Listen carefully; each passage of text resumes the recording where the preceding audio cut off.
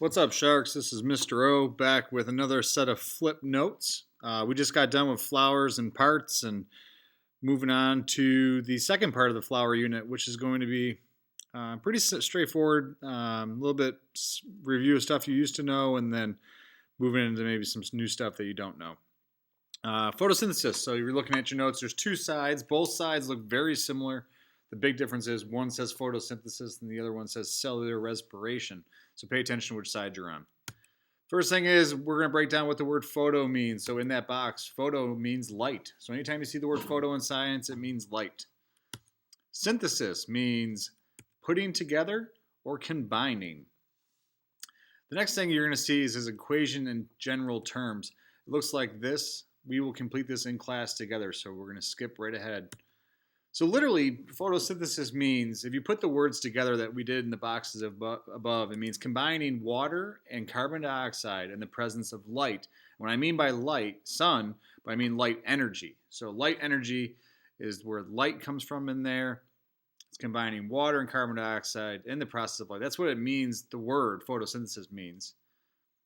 However, going a little bit deeper, it's the process in which plants use light energy to make their own food. So when I asked you in class, what is photosynthesis? This is the answer I was looking for.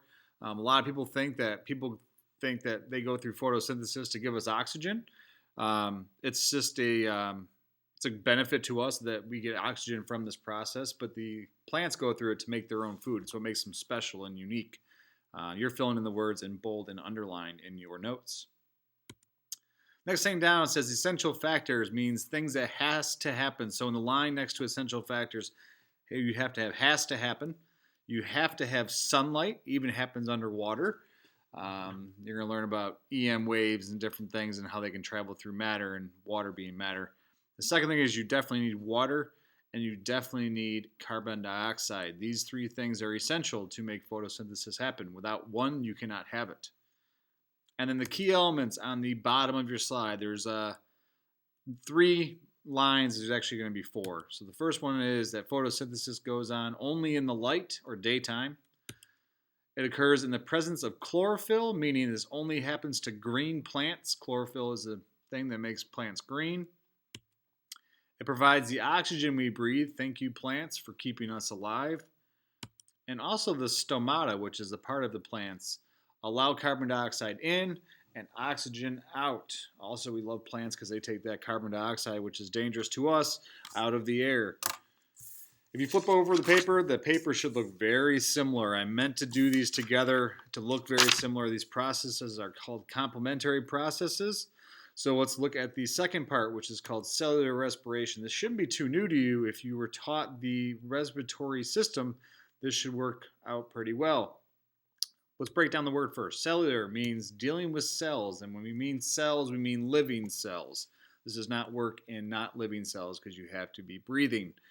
Respiration is the process of taking out carbon dioxide when energy is formed. So the reason why you exhale carbon dioxide, it's a waste product for us, just like oxygen is a waste product for plants.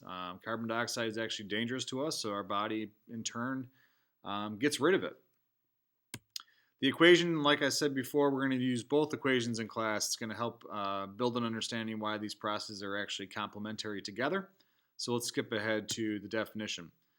Cellular respiration is a process in which all living cells, plants and animals alike, break down food into energy. So the purpose of cellular respiration is to break down your food to make energy. Everyone who knows why you get tired during the day when you don't eat, it's because your body has no energy to be found with the no food you have. So we use cellular respiration. What is it? It is the way we get energy from food. Essential factors, you're going to label in there has to happen into that line. This time you only need 2 things. You need glucose, which glucose is simply a sugar.